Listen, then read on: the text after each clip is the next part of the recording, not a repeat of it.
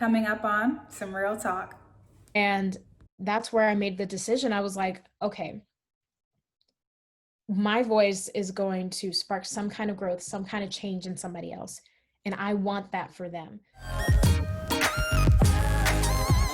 Hey y'all, welcome to Some Real Talk, a place where we get open and honest about what's going on in culture, content creation, and life as we know it. I'm your host, Maya Vanette, and today I am so excited for who we have on our show. Taylor Cassidy first started out taking TikTok by storm with inspirational videos that just made you feel good about yourself. Since then, across various social media platforms, she's proven herself to be like the best friend that we all need from time to time to hype us up, as well as the one to school us on some fast Black history facts. Check her out. You know what? I'm glad this video interrupted your scrolling. Because some of you have forgotten how bad of a chick you are. How magnificent of a man you are. And this is interrupted. This is a revelation. Because this is how you make me feel. When I look at you, I go, you knock me out. And you're trying to forget that or deny it like it's not true. Get out of here with that. Your pretty self. Without further ado, the incredible Taylor Cassidy. All right, we got a good one for y'all today. Miss Taylor Cassidy is here with us. So not only has she been a featured guest on ABC's Nightline, she currently has over 100,000 followers on Instagram and over 1.8 million followers on TikTok. Taylor Cassidy, thank you so much for being here with us today. Hello, I am so excited to be with you and have a great conversation. Yeah, it's gonna be fun. But before we get into some real talk, because you know we will, we're gonna get real with everything that's going on right now, or at least everything we can fit in this time frame. Let's get to know Taylor Cassidy, shall we? Yes, I'm ready. All right. So it's obvious that you've amassed a huge amount of success online this past year. What was it like for you the first time you realized one of your videos was going viral? Well, it was back in, I think, November of last year when my very first video went like crazy viral. It got like, I think it's at like 12 million views now. It was actually, yeah, it was actually like a type of video where it was like, send this to the person that you like and maybe they'll respond back. It was just, one of those kind of videos. And I put like my little spin on it saying like, congratulations, the person who sent you this likes you. And people went crazy with it. They were tagging people, finding their true loves. It was really beautiful. And just seeing those numbers rack up so quickly was, I was like, it was like an out of body experience. I was just like looking at these numbers against my face and I was like, wow, this is exciting. This is crazy. So that was really my first experience with like my very first viral video. That's crazy. Like that video alone, over 12 million people have seen, like you said. Is it ever surreal knowing that like millions upon millions of people have seen your face on their computers or their tablets or their phones? Yes. Sometimes it will be like at 3 a.m. and I'll be like sitting in bed and I'll just be like, if you count the amount of people who have seen me, it's bigger than my state. And I just sit there like, I don't understand that. But I'm so grateful for the amount of people that appreciate the things that come out of this little black girl's mind. It's crazy. So I definitely think about it a lot and try to fathom it, but it's just like such a big number that you can't really fully realize. Yeah, you have been able to like make such an impact on culture especially over quarantine, you know, when a lot of people were just looking at the TikTok and the Instagram and just all the other things that you've been doing. Like, do your friends and family, do they gas you up? Are they like, oh, is she famous or whatever? Yes, in the very beginning, they did a lot. They'd be like, okay, internet star, internet fame, who is that? And it would it would be, I'm really glad that they're supportive of it and that they want to understand it rather than just like writing it off as like a hobby or something, you know. And yeah, they've really been supportive and really helping me with like handling hate, like the amount of hate that I get, and pushing me with like creative ideas. So in addition to, you know, supporting me and gassing me up, they also want to help me to pursue and elevate.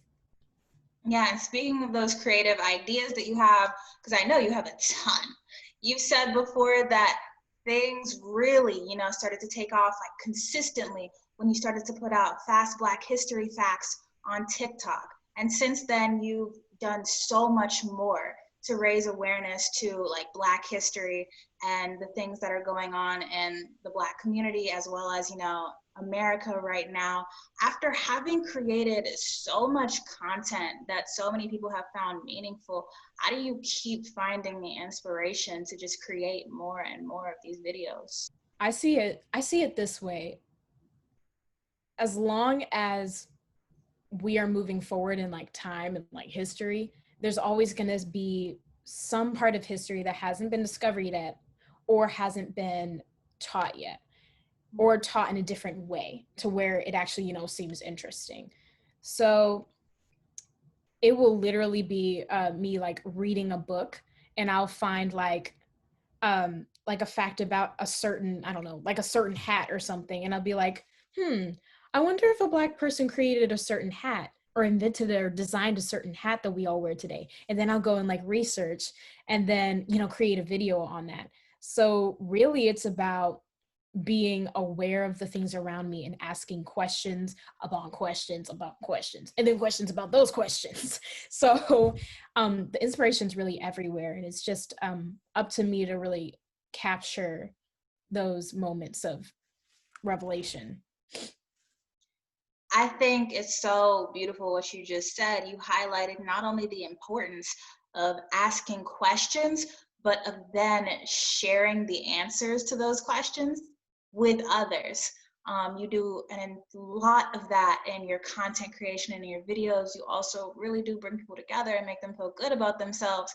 So you have a pretty large collection of things you could choose from in terms of your content creation. But at this moment, do you have a favorite piece of content that you've created? I do not. I tried thinking about it. I was just like, okay, well, I have this video, and but then I have this other video, and it just, I look at all of these things that have come from my mind. I'm just like, I can't pick one. I can't, there's so many things within each one that make them like beautiful to other people. And I'm just like, I just can't pick one. It's like, I like all the colors. I don't just like one, but yeah, I can't pick a favorite one. You really do sound like that mom that's like, but I love all my kids equally. It's like that. It's like that. I love all my content equally. All right. Well, speaking of content, you have a huge platform now, and there are so many issues worth addressing on this platform. Everything from colorism to systemic racism to Black history. My next question for you is, with so many things that you could address and only so many hours in the day, how do you decide what gets your time and energy as well as the attention on your platform? Ooh. Um, it really stands upon where we're at in time. Like if I'm seeing on TikTok a trend that's going viral that's demeaning a certain group, or like demeaning dark skinned people, or something that is extremely relevant and that's coming to my attention over and over again, whether it be like in my algorithm or in the news, that's what I dedicate my time to. If there's an opportunity where I can meet someone where they're at, where they're asking those questions, I think that's the best opportunity where I can hop on that subject and give them an answer, or give them at least a pathway to finding their own version of their truth. That's what I decide to like put my energy towards, you know. Yeah.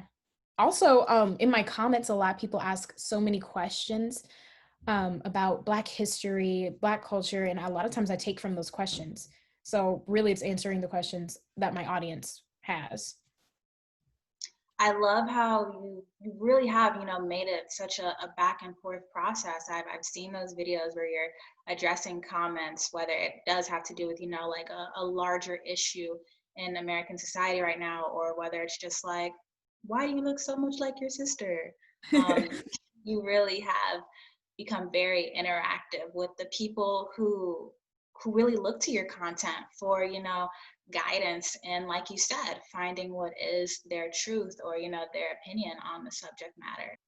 This is such a big moment in history that we are living through, not just the global pandemic, Yeah. but also Black history, everything that's happened over the course of this summer, over the course of this year. What role or responsibility do you feel content creators have in continuing to propel this movement forward? I think we should all ask ourselves this question. I talked about this. I was at a Black History Summit that TikTok put on, where they invited so many like Black creators to just come, and pre-COVID, to just come together and to come together and really learn about themselves and how they can uplift their brand. And at one point, I said that we are Black history, and we're the ones making that history. So I think that Black creators can really ask themselves in this moment in time, what kind of history am I going to make 30 years from now, whenever people look back on 2020, what side of history am I going to be on? And I think that's what we really have to ask ourselves, and the responsibility we have is to really highlight the things that are going on, to make sure that 2020 is the year everything changed for the better, instead of the beginning of something that is even worse. And I think that that's something that we can really ask ourselves, is what side of history am I going to change? What side of history am I going to be on? That's an amazing way to look at everything that's happened this year, the year that everything changed for the better. I'm gonna have to use that. Okay. Wow. Well, another huge part of your platform, in addition to raising awareness towards issues plaguing the Black community as well as American society, is you really, really work hard to try to make people feel good about themselves, people that you've never even met, people that you don't even know. So, what is it about your life or someone in your life that maybe inspired you to want to put so much time and energy into creating videos that just make people feel good about themselves? Well, about 2 years ago, I would go on my Instagram stories, like before I had a following, really only like my friends followed me. And oh, sorry, something got in my eye. And really, I would go on these Instagram stories and I would pep talk myself. Like, I would turn on the camera and I would pep talk myself through self-love struggles that I was having with myself, whether it be like with my hair. I would wake up feeling ugly, really. And I would use these pep talks to really remind myself that these feelings don't define who I am. And I would just post them. I really wouldn't think anything of them. And I would get like messages every now and then of friends saying, I really needed this today. Thank you so much. Please don't stop doing this. And I'm just like, I mean, okay. I mean, it helps me. So if it helps you, great. And so I took it to TikTok. That's where it blew up. It blew up. And I really realized, wow, my voice, what I'm saying to myself, can change someone's mind about something in their day and make a big impact. And that's where I made the decision. I was like, okay, my voice is going to spark some kind of growth, some kind of change in somebody else. And I want that for them. The growth that I've had, whether it be from these pep talks or just from like my years in high school, uh, I want them to have that growth too. I want them to have that self-love journey and that revelation of going in the mirror one day and be like, oh, I am kind of cute today. Oh, okay. I didn't know that. Period.